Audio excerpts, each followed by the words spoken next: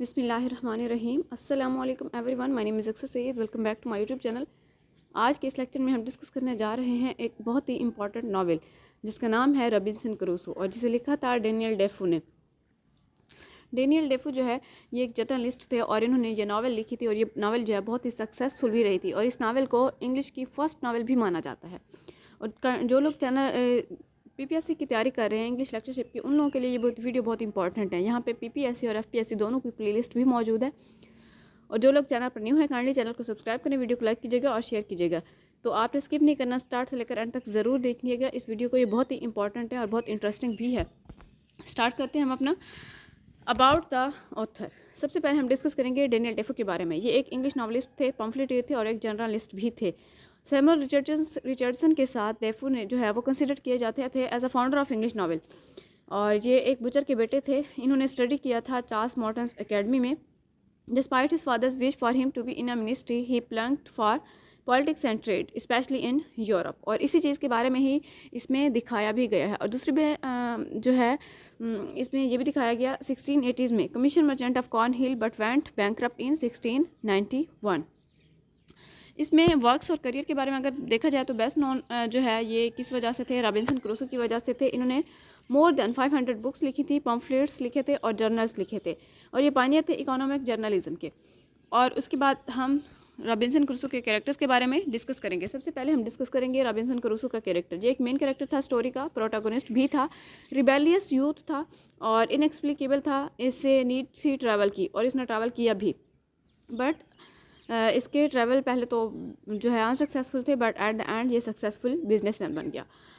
Because of this need he brings misfortune to himself and is left to fend for himself in a private land.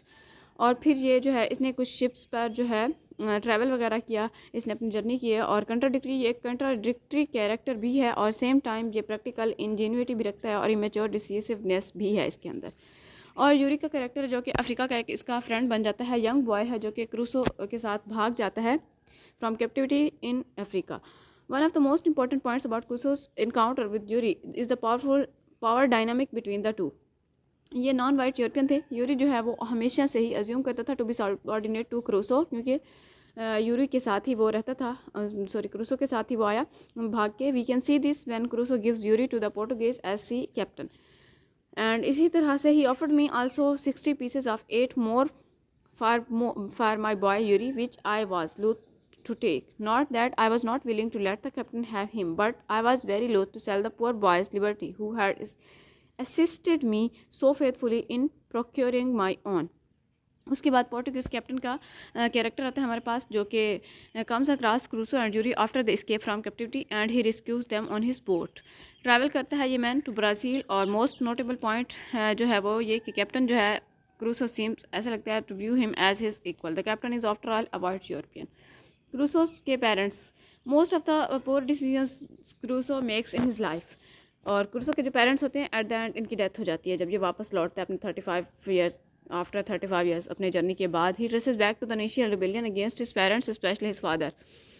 Friday, ये एक और character है जो कि जिसकी जान बचाई होती है पायरेट्स वगैरह से इसने, क्रूसो ने। और उसका ये क्योंकि उसे फ्राइडे वाले दिन मिला होता था, ये उसका नाम भी फ्राइडे ही रख देता है। ये एक उसका फ्रेंड भी है, सर्वेंट भी है और स्पेंड करता है ये number of years on the Island with the main character who saves him from cannibalistic death. Friday जो है बेसिकली वो क्रूसो का प्रोटी है और लिविंग एग्जाम्पल भी है religious justification of the slavery relationship between the to man.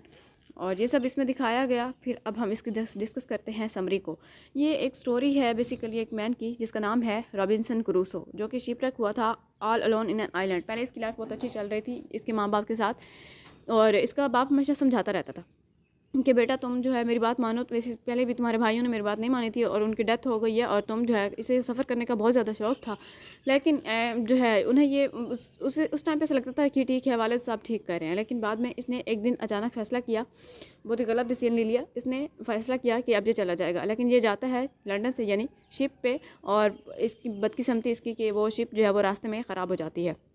लेकिन जैसे ही वो शिप ख़राब हो जाती है तो तूफ़ान आ जाता है। तो वहाँ से ही तूफ़ान तो से शिप तो इनकी ख़त्म हो गई, लेकिन ये कुछ लोग जो हैं वो बच जाते हैं, ये भी और कुछ और भी। वहाँ से फिर इसे कैप्टन बताता है कि तुम जो है अब ऐसा करो कि तुम खुशकिस्मती से तुम बच गए हो तो तुम वापस चले जाओ। लेकिन ये उसके साथ ही दूसरी शिप पे ये वापस तो आ जाता है लंदन, लेकिन ये दोबारा घर नहीं जाता। अब वहाँ से ये दोबारा से सफ़र करने का सोचता है। अब ये वहाँ से अफ्रीका चला जाता है। जब ये अफ्रीका चला जाता है दूसरी शिप पे, तो ये उसका जो है जो इसका सफ़र था इसका सक्सेसफुल रहा। वहाँ पे ये कई साल गुजारता है अफ्रीका में। तो 2 साल जब ये गुजारता है तो उसके बाद ये वापस लौटता है। तो उस शिप का जो है वो कैप्टन मर चुका होता है। तो वहाँ पे इसने कुछ पैसा वगैरह कमाया होता है। ये उस शिप के कैप्टन को थर्ड टाइम यानी कि जब जाने लगता है दोबारा से किसी और तरह से, तो अब क्या होता है कि ये अपना पैसा उसकी वाइफ, उस कैप्टन की वाइफ को दे देता है कि तुम मेरे पास ये संभाल के रखो, मैं जा रहा हूँ। तो अब ये वहाँ से चला जाता है। जब ये तीसरी दफ़ा जब जाने लगता है यानी इंग्लैंड, तो वहाँ से फिर क्या होता है इसके साथ कि दोबारा से एक तूफ़ान आ जाता है। और अब तूफ़ान क्या आया, बल्कि अब तो पायरेट्स आ गए, ठीक है, यानी समंदर में कुछ लुटेरे आ गए। अब उन्होंने सिर्फ इन्हें लूट के ना ये नहीं किया कि उन्हें जो है वो कर दें, इन्हें सिर्फ लूटें और इनकी जान छोड़ दें, लेकिन नहीं, वो इन्हें एक अनजान सी जगह पर ले गया। उन्होंने इन्हें स्लेव बना लिया। और जब उन्होंने इन्हें स्लेव बना लिया तो अब वहाँ पे क्या हुआ कि ये 2-3 लोग थे, इसके साथ ही वहीं पे एक अफ्रीकन लड़का था जिसका नाम था यूरी। इसकी और उसके काफ़ी दोस्ती हो गई और इनके साथ फिर जब ये उनके स्लेव बने रहे तो काफ़ी इस बात, एक दिन ये जा रहे थे नाव में किसी काम से, उन्होंने भेजा था, और इनके साथ एक और तीसरा भी था लड़का। तो इसने क्या किया, रॉबिन्सन क्रूसो ने उसे धक्का दे दिया पानी के अंदर और ये खुद यूरी और ये आ गए। तो अब यहाँ पे इनकी बदकिस्मती के आगे से फिर से तूफ़ान आ गया और तूफ़ान में इनकी जो शिप वगैरह थी उसका क्या हुआ कि वहाँ से तो जो है सिर्फ अकेला बच गया था रॉबिन्सन क्रूसो। अब रॉबिन्सन क्रूसो जो है वो अकेला बच गया, वो शिप तो ख़त्म हो गई, यानी वो किनारे के साथ ही जो है ये अगले दिन इसे होश आता है तो ये देखता है कि किनारे के पास ही पड़ा होता है, ये सिर्फ अकेला बच जाता है वहाँ से। तो ये देखता है कि यहाँ पे अब कोई और ही यानी कि ये जगह थी, कोई और जजीरा था जहाँ पे ये पहुँच गया था, आइलैंड की जगह थी वहाँ पे। तो ये देखता है कि शिप जो है जो जहाँ पे तबाह हुई थी शिप, वो किनारे से ज़्यादा दूर नहीं है, वो थोड़ा सा दूर था।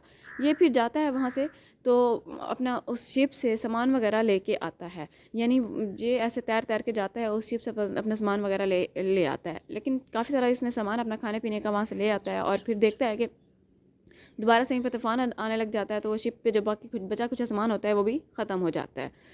अब ये क्या करता है वहाँ पे, अब ये ऐसे करता है कि सामान वगैरह अपना कुछ लेके आया था खाने पीने का। सबसे पहले ये अपनी झोपड़ी बनाता है, यानी अपना एक कॉटेज बनाता है वहाँ पे और उसके दीवार लगाता है ताकि वहाँ पे, क्योंकि ये अकेला था उस आइलैंड पे और कोई भी नहीं था रहने वाला, तो वहाँ पे ये कई साल गुजारता है। फिर वहाँ पे ये एक दिन अचानक जाता है कहीं तो देखता है कि वहाँ पे कुछ बीज पड़े होते हैं, यानी कुछ पेड़ लगे होते हैं, कुछ बीज पड़े होते हैं। फिर ये अपनी कुछ चीज़ें जो है यानी कि अपनी काश्तकारी करने लग जाता है वहीं पे उस आइलैंड पे।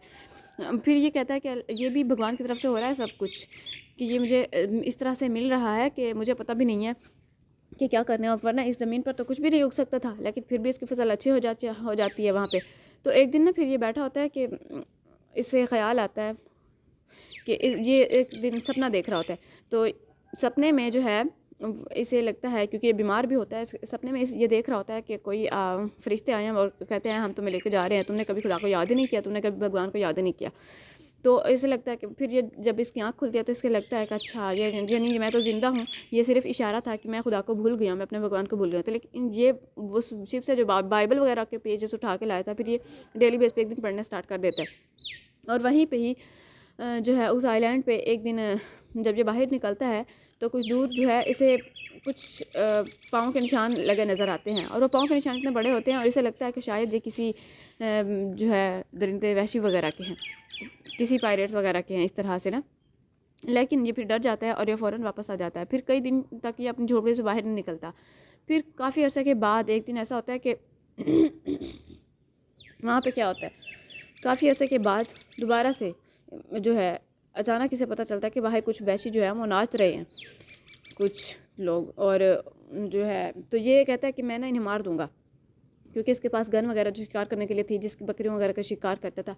एक दिन इसने सोचा था कि अच्छा ठीक है, मैं क्यों हम हमें ये बारूद वगैरह इन पे वेस्ट करूं, तो मैं इन बकरियों को पालना स्टार्ट कर देता हूँ। फिर इनका दूध वगैरह ये सब कुछ इसके पास हो जाता है, सब कुछ इसके पास बहुत ज़्यादा हो जाता है, काफ़ी इसका बिज़नेस सक्सेसफुल हो जाता है। कहता है कि दुनिया की हिर्स व हवस से मैं दूर हो गया हूँ, ये भी अल्लाह ताला का ख़ास करम है कि अल्लाह ताला ने मुझे इस सफ़र के लिए इस तरह से मुझे भेजा और ये सब मेरे साथ हुआ, वरना मैं इस तरह से कभी जान ही ना पाता कि ऐसे भी कोई ज़िंदगी है। मेरी ज़िंदगी बहुत ही कंफर्टेबल हो गई है। तो फिर जो है एक दिन ये देखता है कि वो वैशी जो है वो किसी जो प्रिजनर को लेकर आए थे वो उसे मार रहे थे। ये जाके इसके पास वो जो बंदूक वगैरह थी ये उन पे गोली चला देता है, उन्हें मार देता है और उस बंदे को बचा लेता है, उसे साथ ही अपने रख लेता है। और इस तरह से ना ये फिर उसे समझा रहा होता है बाइबल वगैरह, तो ये सब इस तरह से हो जाता है। फिर एक दिन ये बाइबल वगैरह पढ़ रहा होता है, उसे सुना रहा होता है, ये डेली बेस पे फिर वो बाइबल भी पढ़ता है। फिर ये एक दिन दोबारा से तूफ़ान आता है और इसका वो जो घर इसने कॉटेज वगैरह बनाया हुआ था वो सारा कुछ तबाह हो जाता है। लेकिन इसके पास पैसा बहुत होता है। अब ये फ़ैसला करता है, ये वो जो यूरी था इसे वो कैप्टन को दे देता है और वो ख़ुद जो है वो वापस चले जाते हैं। वो फ़ैसला कर लेता है कि अब वो वापस जो है लंदन यानी वो इंग्लैंड जाएगा और वहाँ जाके जब ये शिप पे जाता है तो इसे पता चलता है कि इसके पेरेंट्स जो है उनकी डेथ हो चुकी है, यानी इसके पेरेंट्स अब ज़िंदा नहीं थे। और इसकी 2 बहनें थी, उनकी भी शादी हो गई थी। और फिर इंग्लैंड जाता है, अपने भांजों वगैरह के साथ रहने लग जाता है। फिर ये वहाँ पे जाके शादी कर लेता है, इसकी बीवी की डेथ हो जाती है। बट ये एक बिज़नेस यानी सक्सेसफुल बिजनेसमैन बन चुका होता है। तो ये जो नावल थी बहुत ही सक्सेसफुल रही थी। ये था इसका फुल स्टोरी इस नावल की। आई होप कि आपको क्लियर हो गई होगी। अब हम इसका क्रिटिकल एनालिसिस करते हैं। सबसे पहले हम इसका जॉनर डिस्कस करेंगे। एडवेंचर स्टोरी है ये, जैसे कि मैंने आपको पहले ही बता दिया। जर्नी और इसमें struggle of the main character दिखाया गया। Danger, action, risk, excitement of Robinson Crusoe दिखाई गई। शिप रैक्ट अलोन दिखाया गया। क्रूसो स्ट्रगल करता है अगेंस्ट हार्डशिप के बारे में, प्राइवेशन के बारे में, लोनलीनेस, और ये इस तरह से कैनिबल्स किस तरह से उसे वो करते हैं। और हिस्टोरिकल फिक्शन है ये। रॉबिन्सन क्रूसो जो है कंसिडर किया जाता है first realistic novel ever to be written by Defoe. और स्टोरी जो है have thought to be based on the life of Alexander Selkirk. ठीक है, इस स्टोरी को यानी अलेक्जेंडर स्कल्क की बेस पर लिखा गया और उसके बाद ही इसका सिक्वेंशल भी लिखा गया था, यानी कि डैनियल डेफो ने इसका सिक्वेंशल यानी नेक्स्ट पार्ट भी लिखा था इस नावल का। तो इसी तरह से इसके नेक्स्ट पार्ट को इमेजिन करते हुए एक और राइटर ने जो है पोइटिस थी, उसने भी अपनी एक पोएम में इसका नेक्स्ट पार्ट इमेजिन करके लिखा है। स्कॉटिश कैट्स भी दिखाया गया। Lived for 4 years on a Pacific island called Mas a Tierra, now part of Chile which was renamed Robinson Crusoe island in 1966। Novel of isolation है ये। And Robinson Crusoe gets shipwrecked and stranded on a desolate island. ये अकेला रहा, फिर जब ये दोबारा वहाँ पे जाता है तो वहाँ पे एक कॉलोनी बन चुकी होती है। दोबारा जब उस आइलैंड पर जाता है ये, वहाँ पे एक कॉलोनी बन चुकी होती है, वहाँ बहुत सारे लोग रह रहे होते हैं और इसकी फसल वगैरह सब कुछ इतनी अच्छी होती है वहाँ पे। और ये सब इसमें दिखाया गया। Narrator and point of view की अगर हम बात करें तो both the narrator and main character of the tale Robinson Crusoe ही है। पर्सनल प्रोनाउंस है आई और अस यूज़ किया गया। पॉइंट ऑफ व्यू अगर देखा जाए तो क्रूसो नरेट्स करता है both first and third person, focus करता है not on feelings. So Crusoe occasionally describes his feelings. और सेटिंग अगर देखा जाए तो टेम्परल सेटिंग है फ्रॉम 1659 टू 1694। स्पेटियल सेटिंग दिखाई गई। Main setting island of Trinidad है और अदर्स इंक्लूड इंग्लैंड है where he lived. Africa, Brazil become owner of sugar plantation. Island में इंग्लैंड रिटर्न। लिस्बन है to handle some affairs. England sold his plantation in Brazil, visited England island again. तो ये सब दिखाया गया। Tone इसकी Crusoe की जो टोन है वो मोस्टली डिटैच्ड है, जनरली अवॉइड करता है ड्रामेटिक स्टोरी टेलिंग से और रेयरली रजिस्टर्स है ऑन फीलिंग अपनी फीलिंग्स के साथ दोज ऑफ अदर कैरेक्टर्स।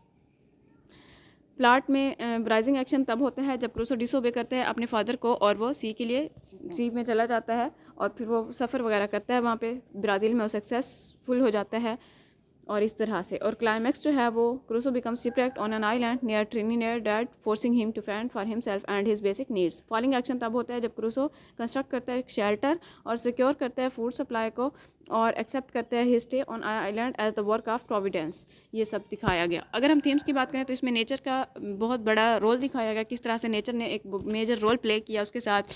कभी शिप क्या हो जाती थी, कभी क्या हो जाती थी। फिर वेल्थ दिखाया गया। रॉबिन्सन क्रूसो एक सक्सेसफुल बिजनेसमैन भी बन गया।